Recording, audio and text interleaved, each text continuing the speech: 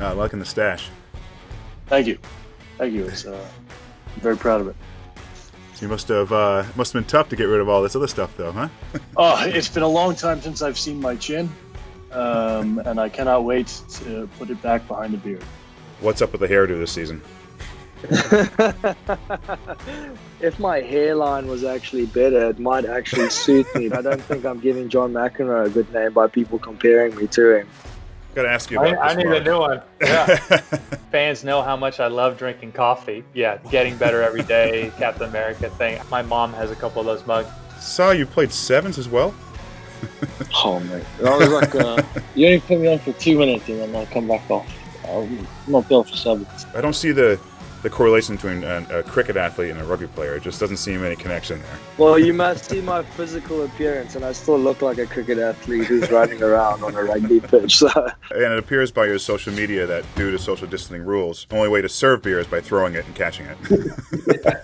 It comes across like it's super skillful. You have a BPH. Yeah. What the heck is a BPH? Beers per hour. I always wanted to play overseas, but I didn't know how those connections were going to be made. Christine Sommer. It was pretty incredible. It was most games I got in, I was still working on Pacific time.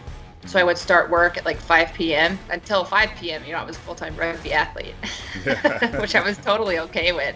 I'd never been to Italy. The place where I was living was insane. It was an island on the west coast, right on the beach. You had rugby pitch, you had road, you had the beach. Yeah, it wasn't a bad lifestyle. Wow. We're, walking around in France.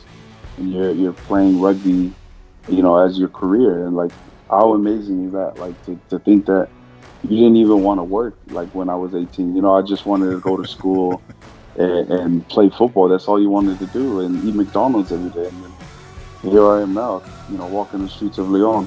Hearing USA chants during games and stuff was pretty cool. Were you able to cross the streets without getting swarmed by fans?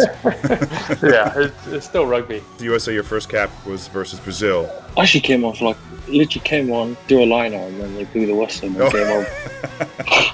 How'd your family feel about that Samoa game? Who were they rooting for? As the family member and as the son, of course, they were rooting for me, but I know in everyone's back of their mind they were going for Samoa. So, yeah, the Samoa game was obviously a highlight of certainly my kicking career, and very few times on a rugby field that you've got the ability to kind of take control of the game through your action, quite literally putting points on the board. The professionalism of the guys that come into camp has been as good as anywhere I've worked with any team in the world. AJ's got a really level head. He's a fighter. He's a competitor. I mean, he's a feisty Irishman. Make no mistake about that. He will go into places where other flyers will run away from him. David was just absolutely sensational in the build-up to Rugby World Cup. That first scrum we had against England in the 4th minute where he broke his ankle, he absolutely destroyed Dan Cole in that scrum. In fact, we got a penalty from it.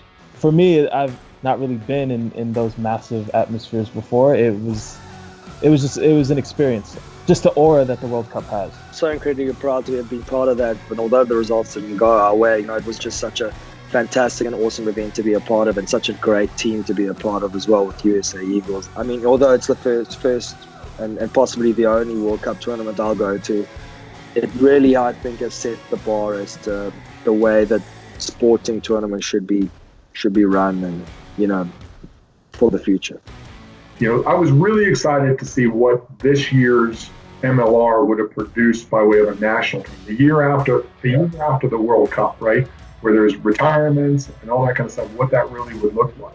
So I'm just hoping that, as I say, I can be the best that I can be when playing for the US. By far, the best decision I've made in my rugby career. I've absolutely loved it, and I feel very blessed to be able to represent the US.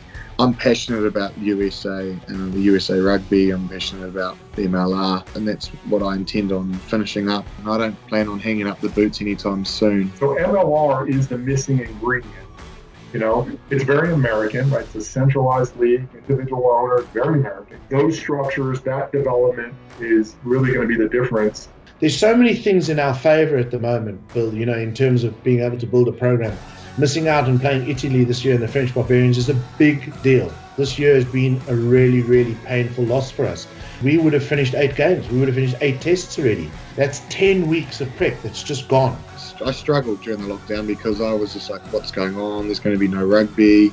Couldn't be bothered getting out and doing the fitness that needed to be done, and it showed when I got back into the squad. I was quite unfit, and then it affected my selection as well. I am never going to take grounds for granted now, because it just made such a difference, like running out into the pitch and hearing like this roar, and it's 1,000 people felt like genuinely 10,000 people. You know, reminds you of why you play the game in many aspects. Yeah. It's not for the training. Like, geez, I'm bored enough of training. I just didn't think I would see as many USA players back, in the UK when I was playing last time. So it makes it a bit more homey, like a club game back home. I hope to give some lively matches for people to watch, and people feel proud that the 4 of us are over here still playing rugby, even though they can't. So we're just doing what we can for everyone who can't play right now. My God, what I'd give to hit a ruck right now. I'm itching for violence. I just can't. I can't hold it in. So we'll see how I go. Barbarians. Was that option ever offered to you?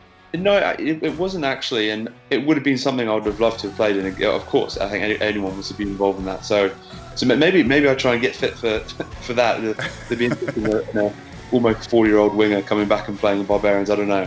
I was actually ready for the transition. I kind of come to terms with my rugby experience and the idea that sport's temporary and you can't make tackles for forever. If my mom and my wife have something to say about it, there's no more boots. Yeah.